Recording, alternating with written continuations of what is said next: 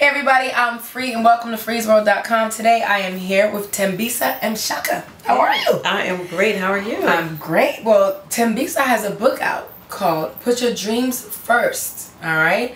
And Handle Your Entertainment Business. And I've been reading this book and it was so good I really stalked her to get an interview so that we could talk about this book. Now, how can people reach you, first of all, before we start on the information that you provided? As you know, I'm heavy on Twitter. Yes, because we met on Twitter. They can get to me through Twitter with Put Your Dreams First. It's PUTYR Dreams, the number 1 ST. Okay. I'm also on Facebook, and I have 2 sites. One for the book, which is PutYourDreamsFirst.com. That's all spelled in proper English. Okay. All like right. the title.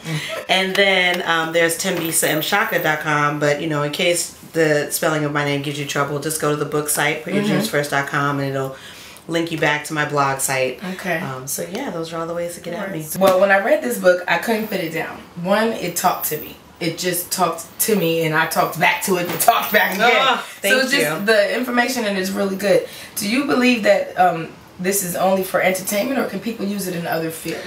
No, I believe fundamentally that it's a business book, and it's also a mentoring guide. So really it's for any young person, but particularly women who are interested in success, who like making money, and who don't want to compromise their bodies or their integrity along the way. The person who wrote the foreword in your book is none other than the legendary Vanessa Williams. Yes. And she talks a lot about allies and how creating allies helped her get through the business. How do you feel about that? And how do you know who your allies? It's hugely important. Hugely important. And she talks about male and female allies.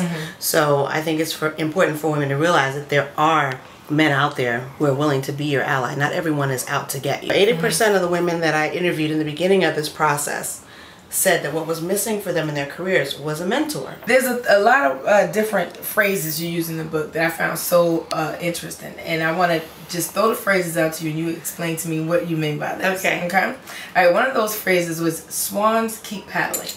What do you mean by that? Well, I talk about sister swans in the introduction because a lot of the time, you know, what we do, the difficulty of it is hard to see. And so it reminds me a lot of the swan who's, you know, paddling on the pond. On top, they're gliding. It looks effortless. They look calm. They're just chilling. But then when you go just beneath the surface, you can see this. You can see all the activity of their web feet just going to keep them afloat and have it look smooth up top.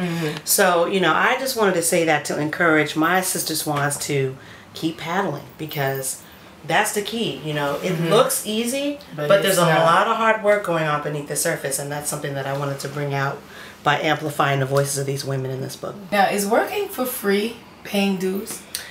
It is to a point. At some point, you have to recognize that you have the skills that you need and that you are worth getting compensated monetarily. Also, with respect to paying dues, it never ends.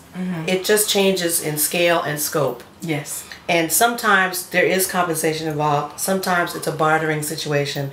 Sometimes it looks like you becoming an executive producer and taking your fee on the back end of something in order to have the project come to fruition, or taking a pay cut. Established people do this all the time. Now, you've worked with everyone from 50 Cent to Method Man to Destiny's Child, and you have a lot of relationships that you've maintained in the business. And one of the things you talk about in the book is relationships and keeping those relationships. How have you nurtured and kept the relationships through your career so far? Well, a big part of it is keeping your word.